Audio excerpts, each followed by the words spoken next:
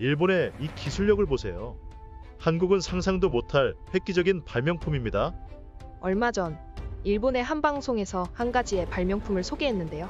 일본 앵커는 이 발명품을 보며 획기적이라며 칭찬하며 이걸 한국을 비롯한 다른 나라는 생각하지도 못했을 거라는 반응을 보였지만 그걸 지켜보는 한국인들은 고개를 갸우뚱할 수밖에 없었죠. 한국에서는 굳이 필요가 없는 물건일 뿐 아니라 오히려 이 발명품이 있음으로 인해 일본의 지하철이 얼마나 뒤떨어졌는지 소문만 났기 때문인데요. 과연 이 발명품은 무엇이었을지 함께 알아보도록 하겠습니다. 한국인들이 처음 일본에 가게 되며 가장 당황하게 된다는 것이 바로 지하철인데요. 너무나도 복잡한 노선과 환승이 되지 않는 시스템, 그리고 알기 힘든 통로까지. 하지만 지금은 나름대로 이 부분에 있어서는 개선이 조금씩은 되고 있다고는 하죠. 하지만 예로부터 지금까지 크게 바뀌지 않는 것이 있다는데요. 그건 바로 지하철 사고입니다. 일본은 유난히 지하철에서 사건들이 많이 발생하는데요. 사람이 문에 끼거나 철로에 누군가가 떨어진다거나 하는 일이 빈번하다는 것입니다. 그리고 이 사고들의 가장 큰 원인은 바로 스크린 도어가 없다는 것입니다. 일본에서는 아직까지도 스크린 도어 설치가 거의 안 되어 있습니다. 한국에서는 모든 역에 최신식 자동 스크린 도어가 설치된 지 오래인데 말이죠. 그렇다 보니 일본은 선로에 물건이 떨어지는 일이 굉장히 잦습니다. 승강장 스크린 도어 미설치로 인한 폐해는 생각보다 큰 편으로 선로에 사람이 뛰어들어 사고가 나거나 지하철 떠밀기로 사고당해 열차가 멈추는 사고가 수시로 일어나는데도 방치하는 모습을 보입니다. 이에 발맞춰 일본은 한 가지의 물건을 발명했는데요.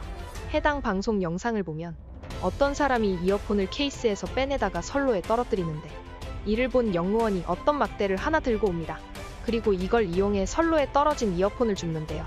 그 뒤에는 갑자기 막대기 끝부분을 다른 것으로 교체해 떨어진 핸드폰도 쉽게 주울 수 있다고 말하며 뿌듯한 표정을 지었죠. 그러면서 그는 과거에는 선로에 떨어진 물건을 줍기 위해 3분에서 5분 걸리던 것이 이제는 30초 만에 가능해졌다며 웃었습니다. 하지만 이를 본 한국인들은 이런 걸 자랑스러워한다고 라며 의아한 모습을 보였는데요. 오히려 한국처럼 스크린 도어가 있으면 더욱 안전하고 엄청난 실수가 아니고서야 웬만하면 선로에 물건이 떨어질 일이 없지 않나 싶기 때문입니다. 그렇다면 대체 왜 일본은 아직까지도 지하철에 스크린 도어 도입이 안 되는 걸까요? 그건 바로 일본의 지하철은 국가가 운영하는 것이 아니라 민영화가 되어 사기업이 운행하기 때문입니다. 일반적으로 공기업이 운영을 하게 되면 당연히 사고를 줄이겠다는 것이 가장 큰 목적이 됩니다. 그렇지만 사기업에게 넘어가게 되면 당연히 기업의 수익이 가장 큰 목적이 되어버리는데요. 그렇다 보니 어마어마한 비용이 드는 스크린 도어를 역마다 설치한다는 것은 불가능에 가까운 것이죠. 심지어 스크린 도어가 설치된 역도 한국 같은 큰 사이즈의 최신식 스크린 도어가 아니라 사람 배 정도 높이의 작은 사이즈의 간이문 같은 모습인데요. 스크린 도어에 매달리지 마세요 같은 경고문이 붙어있는 모습도 쉽게 볼 수 있습니다. 공항 근처 지하철에서는 스크린 도어가 없어서 열차 인명 사고로 인해 비행기를 놓치는 사람들이 다수 발생하는 사고도 빈번하게 일어나고 있습니다. 또 한 사람이 선로에 떨어지는 사고로 열차가 지연되는 일이 도쿄에서만 하루에도 몇 건씩 일어나는 암담한 상황입니다. 일본은 항상 철도 역사 100년 어쩌고 하면서 자랑스럽게 여기고 광고도 매일같이 하는데요. 실상은 열차 규격도 제각각이고 열차를 타고 내리는 곳에 단차가 어마어마해서 다리가 빠지는 등의 사고가 잇따르는 곳도 부지기수입니다. 게다가 일본은 불편한 점이 있어도 회피해버리는 성향이 강합니다. 실제로 일본인들은 한국과 다르게 변화를 주도해 성공한 경험이 없기 때문에 변화를 주저합니다. 그래서 일본인들의 대부분은 무언가를 바꾸느니 현상 유지가 낫다고 생각한다는 것인데요. 불편한 것이 있으면 바로바로 말해 바꿔버리는 한국과 전혀 다른 모습이 아닐 수 없습니다.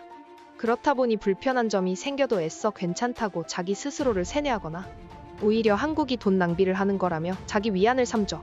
지금 상황에서는 저런 발명품에 열광할 수밖에 없는 현실인 것이죠. 하지만 열차에 대해 굉장히 자부심이 강한 일본도 한국의 스크린 도어를 보며 부러운 시선을 속일 수는 없었는데요. 그도 그럴 것이 한국의 지하철에 설치된 스크린 도어는 이젠 외국인들에게도 엄청나게 화제가 되고 있기 때문입니다. 특히 재작년 엄청나게 폭우가 내렸던 사실을 기억하실 겁니다. 이때 서울 곳곳이 침수되어 지하철 7호선인 이수역도 침수되었는데요. 놀라운 것은 이때 지하철이 침수되어 열차 운행 자체가 불가능했을 것 같은데 놀랍게도 이수역에만 정차하지 못할 뿐 운행 자체는 가능했다는 것입니다. 이때 놀라운 역할을 해준 것이 바로 스크린 도어였는데요. 한국의 스크린 도어의 기술은 그야말로 타의 추종을 불허합니다. 사실 스크린 도어를 설치할 때는 침수를 막기 위한 목적까지는 생각하지 못했던 것이 사실입니다. 승객이 선로로 추락하는 것을 막아주고 미세먼지와 소음 차단을 하기 위함이었죠.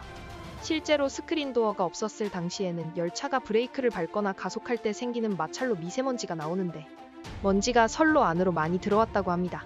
그리고 열차가 들어오면서 부는 열차풍을 견디게끔 만들었던 것이죠.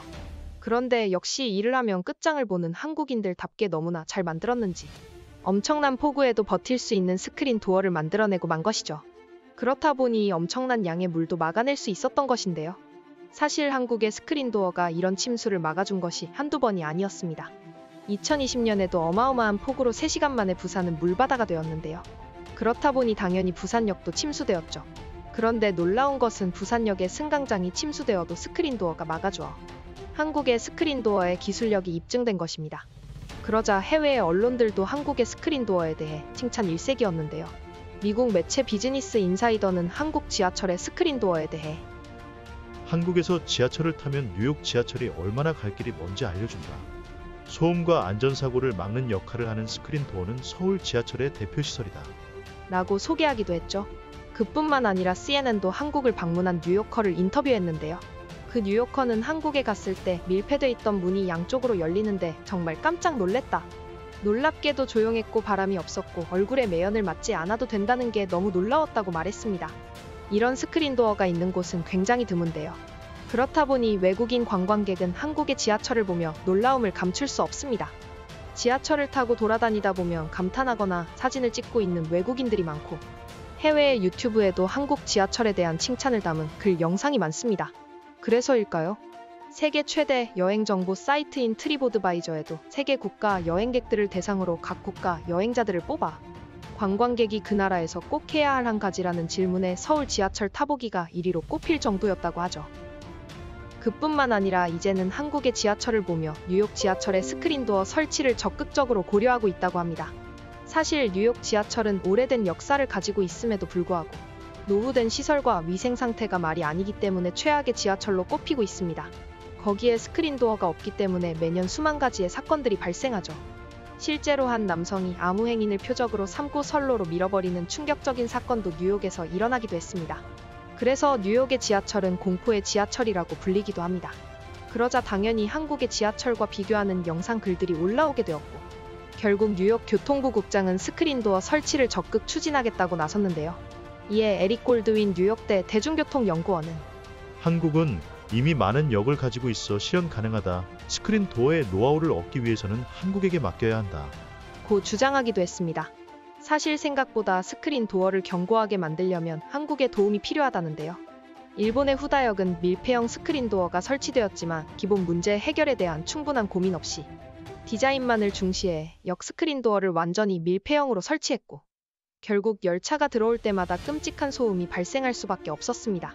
한국의 스크린 도어는 터널 설계 단계부터 역사 내 공조 시스템과 풍압 대비 설계가 이루어져 이런 일이 발생하지 않는데요. 일본의 철도는 워낙 좁고 오래되어 밀폐형 스크린 도어의 하중을 버티기 어려우면서 이런 고민 없이 섣불리 스크린 도어를 도입해버려 문제가 발생한 것입니다. 그러자 이용객들은 스크린 도어를 철거하고 다시 옛날로 돌아가자는 주장을 하고 있다고 하죠. 하지만 아까 말씀드렸듯이 일본의 지하철은 기업이 운영하기 때문에 비용 문제로 그대로 유지되고 있다고 합니다. 한국에서 이런 일이 일어났다면 기업이 운영한다고 해도 벌써 사람들이 들고 일어서거나 이용하지 않겠다는 움직임이 보였을 것만 같은데 일본은 계속 방치되는 것이 너무나 신기하네요. 여러분의 소중한 의견도 남겨주세요. 시청해주셔서 감사합니다.